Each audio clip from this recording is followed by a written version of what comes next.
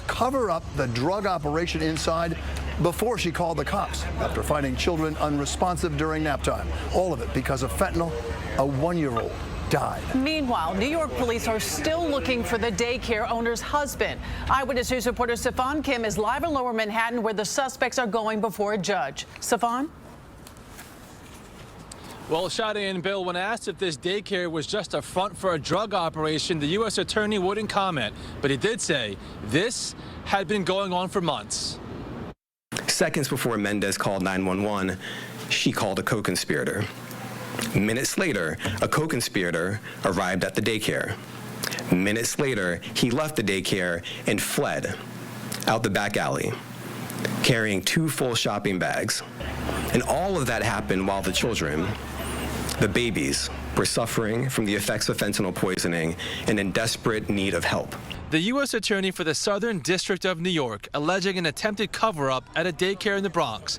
The daycare operator, Gray Mendez, allegedly placed that call to her husband, who is still at large. Mendez and Carlisto Acevedo Brito, her husband's cousin, were already facing murder and other charges. Now they're also facing federal counts of conspiracy and possession with intent to distribute narcotics, resulting in death. Prosecutors say fentanyl distribution at the daycare had been going on since July. They were running a drug operation from a daycare center.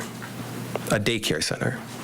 A place where children should be kept safe, not surrounded by a drug that could kill them in an instant. Every New Yorker should be outraged by this senseless tragedy. Investigators say at the Divino Nino daycare in Kingsbridge, they found a kilo of fentanyl and machinery for pressing drugs right on top of a children's playmat used for napping. 4 children, all under 3 years old, overdosed. 1 of them died. 1-year-old Nicholas Dominici could not be saved from the toxic exposure, but the mayor today noting it was Narcan that saved the other 3, including Giselle Lino, who's now home recovering. We have to carry around Narcan to prevent our children from overdosing.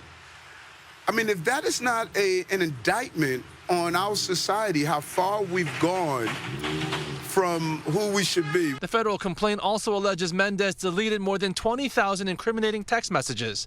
The defendants are facing 20 years to life in prison. Fentanyl is the most urgent threat in our nation. This is not a war on drugs. This is a fight to save lives. Now, moments ago, Brito appeared before a federal judge here in Lower Manhattan and is being held without bail. Mendez is up next. She will also be held on these federal charges, both already being held without bail in the murder case in the Bronx. Now, when asked about Mendez's husband, who's still in the wind, the U.S. attorney said, quote, "We're not done. Look out for more on that soon. We're going to get him." Reporting live in Lower Manhattan, Stefan Kim, Channel 7, Eyewitness News.